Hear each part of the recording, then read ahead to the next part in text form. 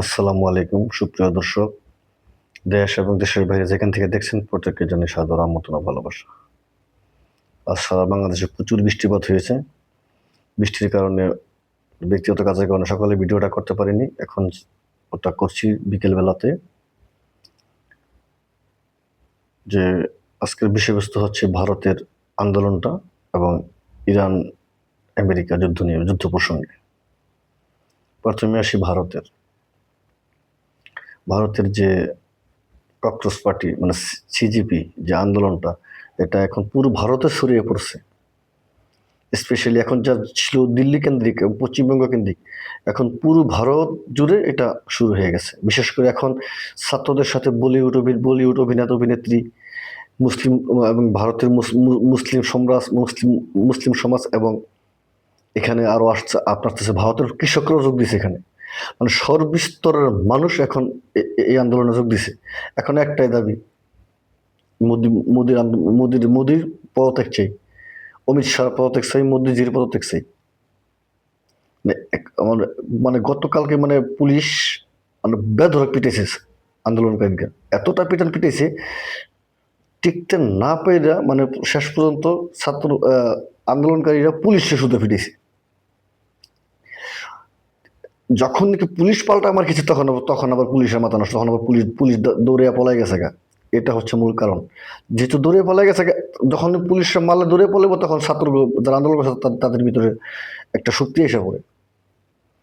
এবং এবং রাত্রের বেলা এখানে আপনার কংগ্রেসের যে বর্তমান যারা আছেন, রাহুল গান্ধী, প্রিয়াঙ্কা গান্ধী, ওনারা আবার এই আন্দোলনে যোগ দিছে।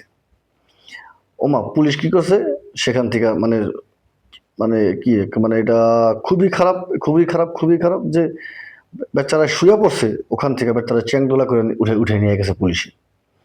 তো ভারত পৃথিবীকে বলে বেড়ায় তারা নাকি পৃথিবীর সবচেয়ে বড় গণতান্ত্রিক রাষ্ট্র। তো গণতান্ত্রিক রাষ্ট্র তো তার আন্দোলন, শান্তিপূর্ণ আন্দোলন করতে পারে, তাহলে তোমরা ওখানে কেন পুলিশ কেন মারমুখী? তাহলে পুলিশ কেন মারমুখী? এমনকি প্রিয়াঙ্কা গান্ধীকে তুলে নিয়ে গেছে। যাই হোক, রাতের বেলা আবার 1:30-2টার দিকে আবার পুলিশ তাদেরকে ছেড়ে দেয়। ভারত প্রিয়াঙ্কা গান্ধীকে ছেড়ে দিচ্ছে, রাহুল গান্ধীকে ছেড়ে দিছে। তারা আবার আন্দোলনে শরিক হয়েছে। এখন ভারতের কৃষকরা গরু নিয়ে আসতেছে রাস্তায় আন্দোলনে। মানে কৃষক এবং গরু একসাথে আন্দোলনে আন্দোলনে যুদ্ধতেছে, মানে পুরো রাস্তা ঘাট সব ব্যারিকেড। এখন মোদি কোথায় যাবে?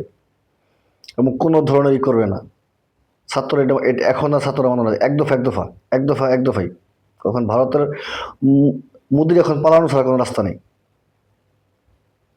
একমাত্র রাস্তা পালানো মোদির, এটা ছাড়া আর কোনো রাস্তা নেই। কারণ আল্লাহ পাক ছাড় দেয়, ছাইরা দেয় না।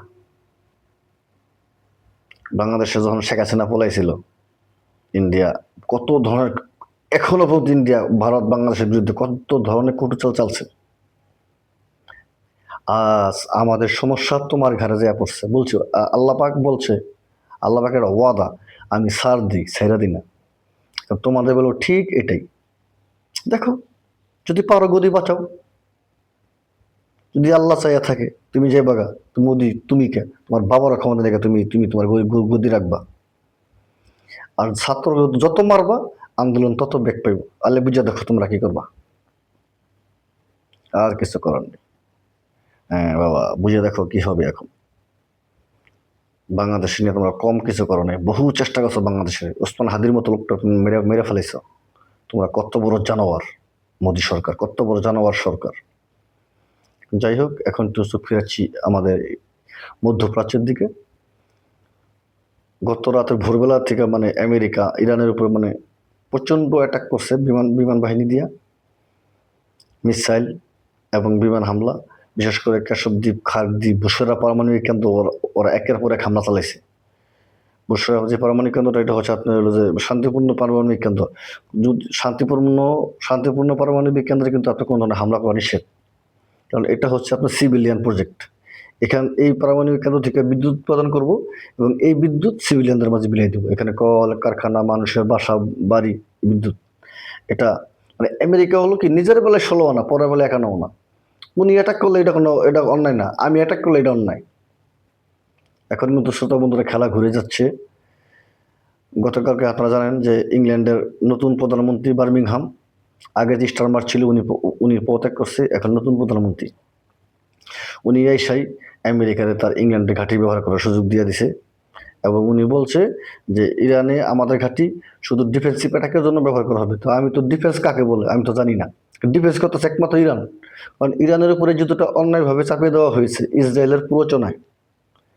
তো এখন ইরান বলবো যে আমরা আমরা আমরা ডিফেন্সিভ অ্যাটাক করতেছি, কিন্তু এখন না, এখন ওই পশ্চিমা কুলাঙ্গাররা বলতেছে আমেরিকার ডিফেন্সিভ অ্যাটাকের জন্য আমাদের ঘাটিয়ে দিলাম। মানে ইংল্যান্ডেরও মাইর খাওয়ার শখ হয়েছে, মাইরটা খাইব, মানে কড়া মাইরটা খাইব, কোনো মিস নাই। রাশিয়া চায়না অবশ্যই জড়াইব, শেষ পর্যন্ত জড়াইবেই। এবং নতুন করে ডোনাল্ড ট্রাম্প বলছে যে গতকাল রাতে বলছে যে ইরানের উপর তারা সম্ভবত নিউক্লিয়ার একটা কথা চালাতে পারে। তো ইরান বলছে না, যদি এমন কিছু হয় তাহলে আমরাও এর কঠিন জবাব দিব। এবং তাদের যে নতুন একটা নিউক্লিয়ার আছে, প্ল্যান্ট আছে, ওখানেও তারা আমেরিকা হামলা করব, কিন্তু এটা ঠিক হবে না। আমেরিকা যত প্রেশার দিব ইরান তত প্রেশার দিব। এখন তোমার ইরান শুধু আরব গালফে মারতেছে, ইসরায়েল কিন্তু এখন তুই ইরান ধরে নেই, সব আস্তে আস্তে মেরে মেরে মেরে মেরে চাপাইয়া পরে ইসরায়েল তখন থাকবে একলা, তখন ইসরায়েল একলা মারবো ইরান। ইরান ইরান ওই কৌশল অবলম্বন করতেছে। No tension, wait and see. গতকালকে বিশেষ করে কুয়েতের প্রত্যেকটা আমেরিকান বেসে অ্যাটাক করছে, এমনকি তাদের যে অ্যামাজন ডেটা সেন্টার, মানে যেই ডেটা সেন্টার থেকে পুরো গালফ কান্ট্রিতে ইন্টারনেট সেবা দেওয়া হয় এবং সেনাবাহিনীর কমান্ড সেন্টারে বিভিন্ন ধরনের তথ্য আদান প্রদান করা হয়, সেই ডেটা সেন্টারে মারছে ইরান। একদম পিন পয়েন্ট অ্যাটাক করা হয়েছে। এবং কুয়েতের আল জাবের ঘাঁটিতে ভয়াবহ অ্যাটাক করা হয়েছে। মানে কুয়েতের মোট 4টা ঘাঁটি, কাতারে 2টা ঘাঁটি, কি বলে জর্দানের 4টা ঘাঁটি, মোট 18টা জায়গায় কালকে ইরান ব্যাপক অ্যাটাক চালিয়েছে। তাদের সিজ্জিল, খোররাম শাহ, এই সমস্ত মিছিল। তাহলে খোররাম শাহ সিজ্জিল হচ্ছে আপনার হলো, খোররাম শাহের ভিতরে আপনার ওরা একটা নতুন একটা মিছিল বের করছে, 80টা থেকে 90টা ওয়ারহেড থাকে। আর একটা আছে সিজ্জিল, ওটাও এখন ওরা ওদের একটা ভিন্ন একটা ভেরিয়েন্ট আনছে। ওটার ভিতরে ওরা একের ভিতরে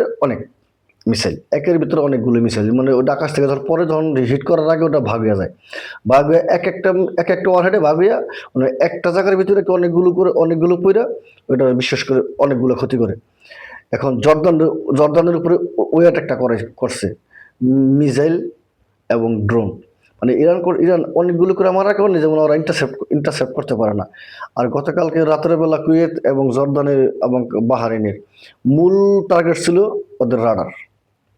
পরে 16 থেকে 17টা রাডার ধ্বংস করা হয়েছে।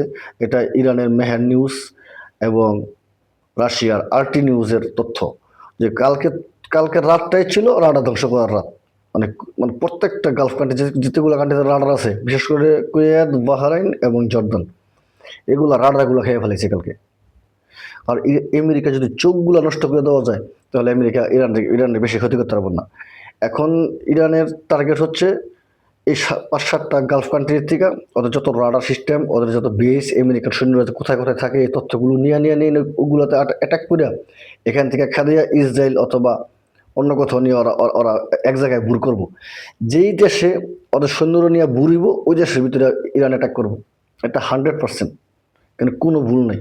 আর ইরান এই যুদ্ধ ইনশাল্লাহ হারবে না, ইনশাল্লাহ এই যুদ্ধ ইরান হারবে না, কারণ ইরান নেয়ার পথে, আমেরিকা নেয়ার পথে। কারণ আমেরিকা সিভিলিয়ান প্রজেক্টে হামলা করছে ইরানের, বিশেষ করে পানি শোধনাগার, বিদ্যুতের মানে কি পাওয়ার প্লান্ট, খাদ্য গুদাম, স্কুল, বিশেষ করে হসপিটাল। যেমন ওরা কত বড় মানুষ, ওরা একটা ইয়ের ভিতরে কি বলে ক্যান্সার হসপিটালে প্রায় 200-150 শিশু আছে ওখানে, এই শিশুটির উপরে সেখানে ওরা বোমা অ্যাটাক করছে। ওরা কত বড় হারামজাদা। তো একটা কথা মনে রেখো, তুমি গায়ের জোরে কিছু করতে পারবা কিন্তু জিততে পারবা না। কারণ এই এত দিনের যুদ্ধ আমরা একটা জিনিস দেখছি, সেটা কি, যে ডিফেন্স করে সে তারাই যুদ্ধে যেতে, যে অ্যাটাকার কিন্তু যুদ্ধ জিততে পারে না। যুদ্ধ জিতে যারা ডিফেন্স করে তারা। তো সুপ্রিয় দর্শক, ভিডিওটি বেশ লম্বা হয়ে যাচ্ছে, আর অনেক কিছু বলার ছিল। রাতের ভিডিওতে আপনারা পাবেন। দয়া করে লাইক, শেয়ার এবং কমেন্ট করবেন।